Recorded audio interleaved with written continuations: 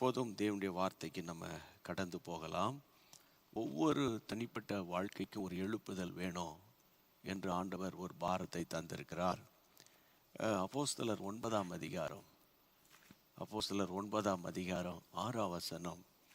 அப்போஸ்தலர் 9ஆம் அதிகாரம் 6ஆம் வசனத்தை அவன் நடுங்கி திகைத்து, ஆண்டவரே, நான் என்ன செய்ய சித்தமாயிருக்கிறீர் என்றான். அதற்கு கர்த்தர், நீ எழுந்து பட்டணத்துக்குள்ளே போ, நீ செய்ய வேண்டியது அங்கே உனக்கு சொல்லப்படும் என்றார். ஒரு தனி மனிதனை ஆண்டவர் சந்திக்கும் போது வருகிற ஒரு எழுப்புதல், ஒரு தனி மனிதனுக்குள்ள கர்த்தர் கொடுக்கிற ஒரு எழுப்புதல். அப்போ ஆண்டவர் அப்போஸ்தலனாகிய பவுலை சந்திப்பதற்கு ஒரு நாளை வைத்திருந்தார். அந்த நாள் தான் அந்த வசனம் 9ஆம் அதிகாரம் 6ஆம் வசனத்தில், ஆண்டவரே நீர் யார், நான் என்ன செய்ய சித்தமாக இருக்கிறீர் என்று அவன் தன்னைத்தானே ஒப்பு கொடுத்ததாக அந்த வசனம் சொல்லுகிறது. இன்றைக்கு நான் உங்களோடு கூட ஒவ்வொரு தனிப்பட்ட மனுஷனுக்கு எழுப்புதல் வேணும். ஒரு தனி மனித எழுப்புதல், அதுக்கப்புறம் குடும்பத்தில் வரக்கூடிய எழுப்புதல், குடும்பத்திற்குள்ள உண்டாகிற எழுப்புதல், அதுக்கப்புறம் திருச்சபையின் எழுப்புதல், அதற்கு பிறகு பட்டணங்களில் எழுப்புதல், அதுக்கு பிறகு தேசத்தில் வரப்போகிற எழுப்புதல். இப்போ இந்த எழுப்புதலை பற்றிய ஒரு புரிதல் ஒவ்வொரு விசுவாச குடும்பங்களுக்கு இருக்கணும். அப்போ இன்றைக்கு நான் உங்களோடு கூட பேச போகிறது ஒரு தனி மனிதனுடைய எழுப்புதல். தேவனுடைய பிள்ளைகளே, ஒவ்வொரு தனி மனிதனுக்கும் எழுப்புதலையும் தாகத்தையும் வாஞ்சையும் ஏற்படுத்துகிறவர் ஆவியானவர். ஆவியானவர் தான் அந்த தாகத்தையும் வாஞ்சையும் ஏற்படுத்துகிறார். ஜெபிக்க இயலாமல் கடந்தவர்களை ஜெபிக்க வைக்கிறார். துதிக்க முடியாதவர்களை துதிக்க வைக்கிறார். அபிஷேகத்தில் நிரம்ப முடியாதவர்களை அபிஷேகத்தில் நிரம்ப வைக்கிறார். கர்த்தரை தேடாதவர்களை கர்த்தரை தேட வைக்கிறார். சரியா? வேதத்தை எடுத்து வாசிக்காத அநேகரை கர்த்தர் வேதம் வாசிக்கும்படி தூண்டி எழுப்புகிறார். கண்ணீரோடு ஜெபிக்க முடியாதவர்களுக்கு கர்த்தர் கண்ணீரின் ஆவியை கொடுத்து அவர்களை பலப்படுத்தி வருகிறார். ஆமேன். ஒரு தனி மனிதனுடைய வாழ்க்கையில் எழுப்புதல் வரும்போது என்ன நடக்கும்? 6ஆம் வசனத்தில் வாசித்தோம். அவன் நடுங்கி, அவனுக்குள்ள ஒரு என்கவுண்டர் போல ஆவியானவர் சவுலை சந்திக்கிறார். ஆண்டவரே, நான் என்ன செய்ய சித்தமாக இருக்கிறீர் என்றான். அதற்கு கர்த்தர், நீ எழுந்து பட்டணத்துக்கு போ, நீ செய்ய வேண்டியதெல்லாம் உனக்கு சொல்லப்படும். பிரியமானவர்களே, நீங்கள் எங்கேயாவது ஒரு ஊரில் இருந்து ஏதாவது ஒரு இடத்திலிருந்து இந்த வார்த்தையை கேட்கலாம். உங்கள் தனிப்பட்ட லைஃப்பில் ஒரு எழுப்புதல் வேணும். அதுதான் ரொம்ப முக்கியம். பொதுவாக தேசத்தின் எழுப்புதலுக்காக, சபையின் எழுப்புதலுக்காக, போன வாரம் கூட ஞாயிற்றுக்கிழமை இரவில் சபையின் எழுப்புதலை குறித்த செய்தி டாக்டர் பில்லி கிரஹாம் அவர்கள் வாயிலிருந்து போதித்த வசனம். அவங்க இந்த நாட்களில் போதிக்கல, அந்த நாட்களில் போதிச்சாங்க. ஆனால் இந்த நாளுக்கு அது ஏற்றதாக அமைந்திருக்கிறது. தீர்க்க தரிசனமாக போதித்தார்கள். மட்டுமல்ல, அந்த நாட்களில் அமெரிக்காவில் அந்த மாதிரி சபைகள் ஏற்படுத்தப்பட்டது.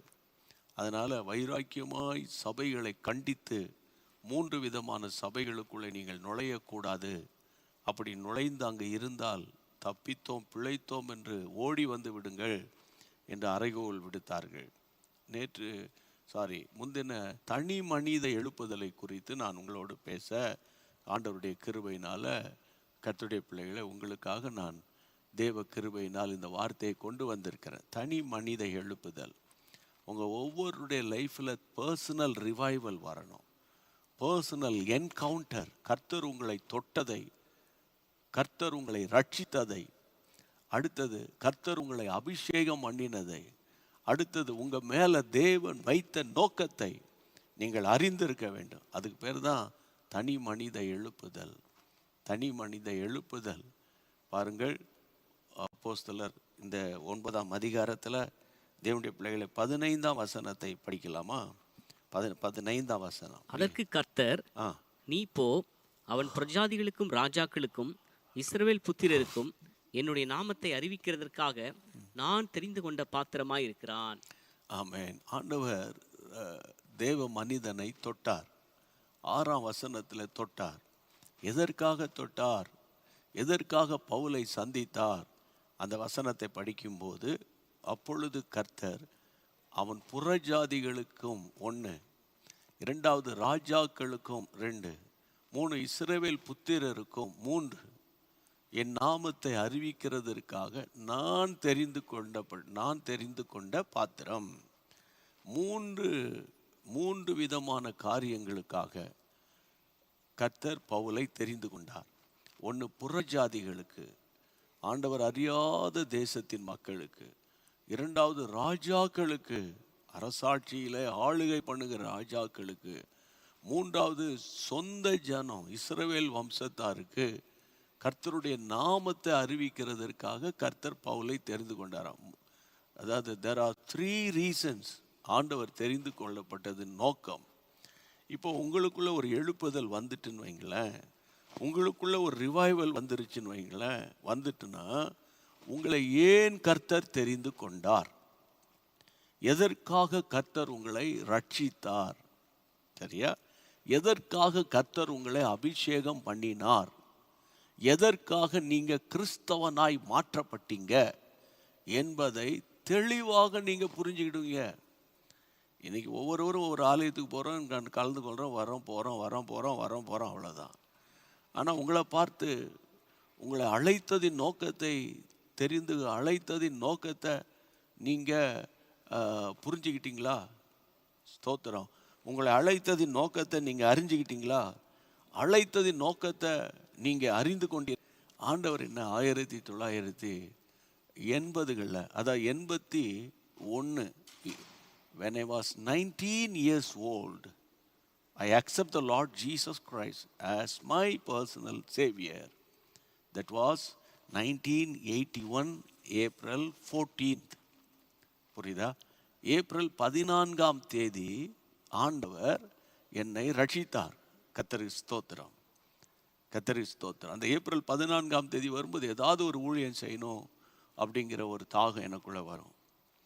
அப்போது கர்த்தர் ரட்சித்து அபிஷேகம் பண்ணோன்னே, எதுக்கு ரட்சித்தார் தெரியலையே, ஏன் அபிஷேகம் பண்ணார் தெரியலையே, என்ன பண்ணணும் தெரியலையே என இருந்தது. ஆனால் அதை அறிந்து கொள்ளணுங்கிற ஒரு ஆர்வத்தை, அதை புரிந்து கொள்ளணுங்கிற ஒரு எழுப்புதலை ஆண்டவர் எனக்குள்ளே உண்டாக்கினார். அதை குறித்த ஒரு தாகத்தை கர்த்தர் ஏற்படுத்தினார். ஆண்டவரை நான் ஸ்தோத்தரிக்கிறேன். அப்போ இந்த நாட்களில் உங்களை குறித்த ஒரு தேவ திட்டம், நான் அன்போடு சொல்கிறேன், நீங்கள் ரொம்ப விளையாட்டாக நினைக்காதீங்க, உங்களை நீங்கள் அற்பமாக நினைக்காதீங்க. ஏதோ ஒரு சர்ச் மெம்பராக, ஏதோ ஒரு கிறிஸ்தவனாக நான் அழைக்கப்பட்டேன், அப்படி கிடையாது. அதாவது ஏதாவது ஒரு நோக்கம் இருக்கணும். there should be some purpose in your life. உங்கள் வாழ்க்கையில் உங்கள் மேலே ஆண்டவர் ஒரு திட்டத்தை வைத்திருப்பார். ஏனோ தானோன்னு வாழாதீங்க. எனக்கு வேலை கொடுத்தாரு, எனக்கு படிப்பை கொடுத்தாரு, எனக்கு மனைவியை கொடுத்தாரு, எனக்கு பிள்ளைகளை கொடுத்தாரு, அப்புறம் எனக்கு கல்யாணம் பண்ணிட்டேன், என் பிள்ளைகளுக்கு, என் பேர பிள்ளைகளை பார்த்துட்டேன். இது ஒரு பிளெஸ்ஸிங் தான். ஆனால் இது உங்களுக்கு மட்டுமா? ஊரில் இருக்கிற எல்லாரும் தானே? கிறிஸ்தவர்களுக்கு மட்டுமா இந்த பிளெஸ்ஸிங்கு? உலக மனிதன் எல்லாருக்குமே இந்த பிளெஸ்ஸிங். ஆனால் உங்கள் மேலே தேவன் வைத்த நோக்கம் என்ன? உங்கள் மேலே தேவன் வைத்த திட்டம் என்ன? இன்னைக்கு நிறைய பேர் உலகத்துக்கு அடுத்த ஆசீர்வாதத்தில் தானே நம்ம ரொம்ப உழண்டு போய் கிடக்கிறோம். இல்லை, உலகத்துக்கு அடுத்த ஆசீர்வாதம் அதான் இம்மைக்காக மாத்திரம் நீங்கள் ஆண்டவரை தேடுறீங்களா? நம்மை போல பரிதபிக்கப்பட்டவன் ஒருத்தனும் இல்லைன்னு நான் அடிக்கடி பிரசங்கம் பண்ணியிருக்கேன். எவ்வளோ முறை பேசுறது நான்? கொஞ்சம் யோசித்து பாருங்கள், எத்தனை முறை நான் இந்த வசனத்தை கையாளுவேன். இம்மைக்காக பாருங்கள், ஒரு வேலைக்காக, சுகத்துக்காக, பலத்துக்காக ஆண்டவரை தேடுறோம். உண்மைதான், அது தேடணும். ஆனால் உள்ளான நோக்கம், ஆண்டவரே என்ன உயிரோடு வச்சிருக்கீங்களே, ஆண்டவரே என்ன இந்த பூமியில் வச்சிருக்கீங்களே, எதற்காக வச்சிருக்கீங்கப்பா? அந்த மாதிரி ஒரு எண்ணம் உங்களுக்குள்ள வந்திருக்குதா? அப்போஸ்தலனாகிய பவுல் திகைத்து நடுங்கி, ஆண்டவரே நான் என்ன செய்ய சித்தமாக இருக்கிறீரப்பா அப்படின்னு கேட்டார்.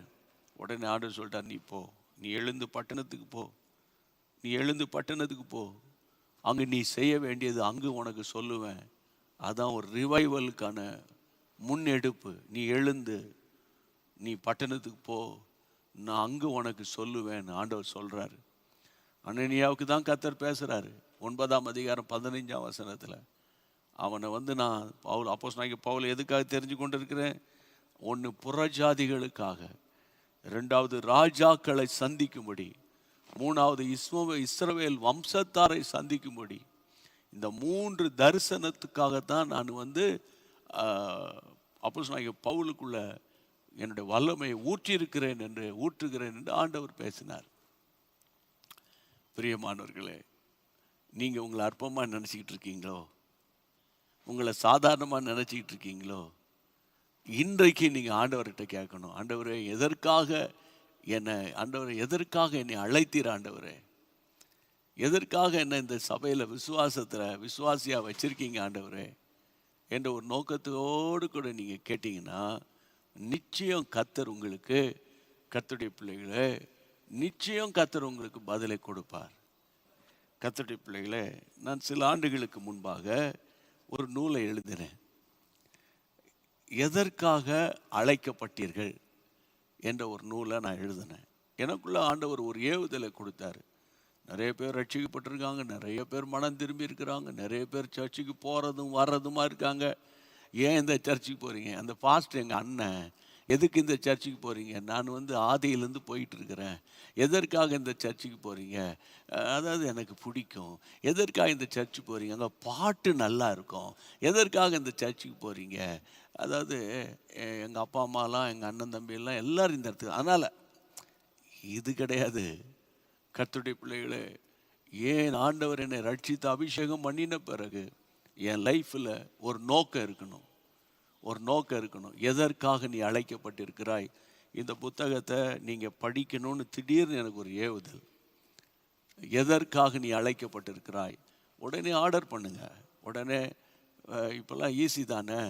ஒரு கடிதத்தை உட்காந்து எழுதி எழுதி எழுதி அதுக்கப்புறம் கொண்டு போய் தபால் பெட்டிக்குள்ளே போடுற காலங்கள்லாம் என்னைக்கோ போயிடுச்சுல்ல.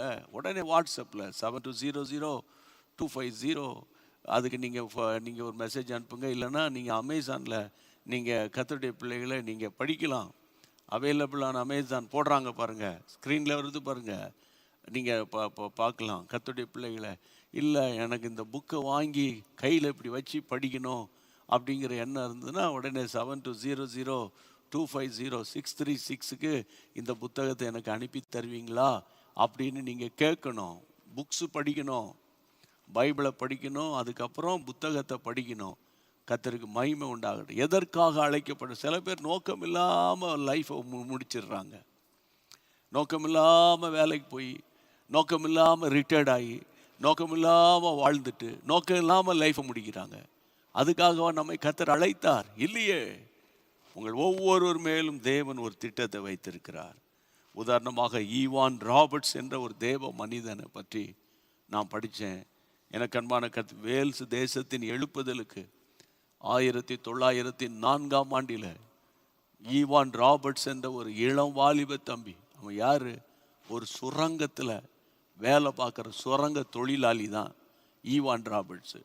ஆனால் இந்த ஈவான் ராபர்ட்ஸை தெரிந்து கொண்டு ஒரு சின்ன பள்ளிக்கூடத்தில் ஒரு சிலரோடு சேர்ந்து எப்படியாகிலும் எழுப்பதில் ஊற்றுங்க, சாராய கடைகள் அடைக்கப்படட்டும் என்று அழுது அழுது அழுது அழுது ஜெபிச்சு நான் அந்த இடத்துக்கு போனேன். நான் முதல் இங்கிலாந்து தேசத்துக்கு போன போது அந்த போதகர்கிட்ட கேட்டு அந்த வேல்ஸில் அந்த ஈவான் ராபர்ட்ஸு அந்த அபிஷேகம் பெற்ற அந்த அக்கினி ஊற்றப்பட்ட இடத்துக்கு என்னை கூட்டிகிட்டு போங்கன்னு சொன்னபோது அவங்க என்னை கூட்டிகிட்டு போனாங்க. அது ஒரு சின்ன பள்ளிக்கூடம்.